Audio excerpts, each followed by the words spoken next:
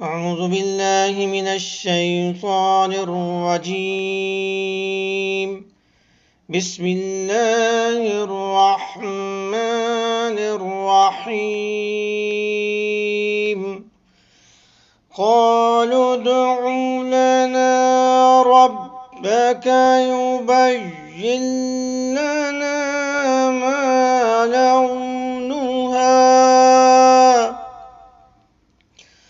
قال إنه يقول إنها بقرة صفراء فاقع لونها تسر الناظرين.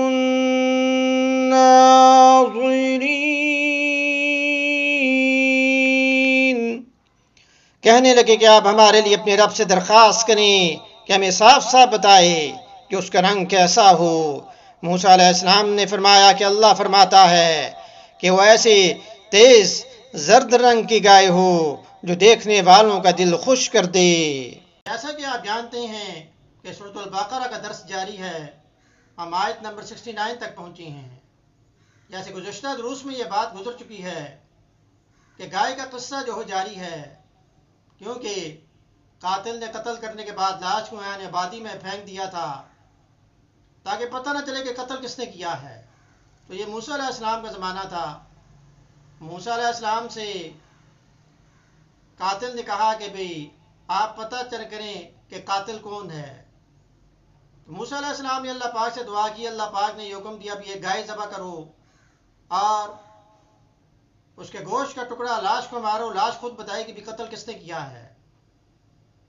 جس طرح بقرۃ کا لفظ ہے تو اسی لفظ پہ سورت کا جو نام جو رکھا گیا ہے، تو آسان سی بات تھی کہ کوئی بھی گائے ذبح کرتے تو مسئلہ حل ہو جاتا، لیکن انہوں نے سوالات کیے اور ان کی مشکلات میں اضافہ ہوتا گیا۔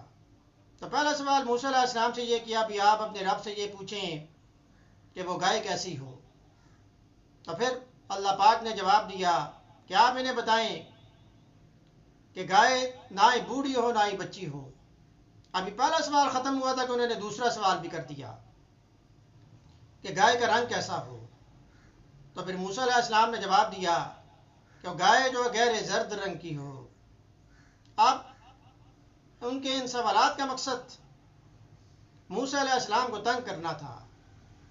فلسفی و بحث کے اندر خدا ملتا نہیں، ڈھور کو سلجھا رہا ہے اور سرا ملتا نہیں۔ تو جتنے زیادہ انہوں نے سوالات کیے وہ شریعت کی سہولتیں جو تھیں، سہولیات جو تھیں، رخصتیں جو تھیں، ان سے وہ دور ہوتے گئے اور اپنے آپ کو انہوں نے مقید کر دیا، اپنے آپ کو مشکل میں ڈال دیا۔ اب اس کے بعد اگلا سوال انہوں نے کیا کیا وہ ہم اگلے درس میں پڑھیں گے۔ اللہ پاک عمل کی توفیق عطا فرمائے۔ وما علینا الا البلاغ المبین۔